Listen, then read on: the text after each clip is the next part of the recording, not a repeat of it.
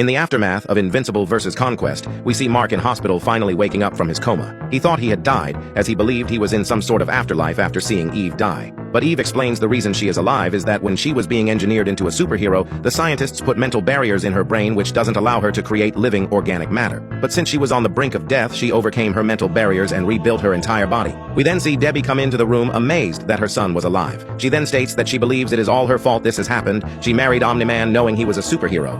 She also says that she encouraged and pushed Mark into becoming a superhero. She then storms out of the room upset and remorseful, where we see Cecil come inside and Mark wanting to see Conquest's dead body. Cecil then shows Mark Conquest's rotten corpse, which leaves Mark satisfied, but he was a fool to believe Cecil. The next panel shows Rex's funeral, where we see all the Guardians and all superheroes attend, including Invincible.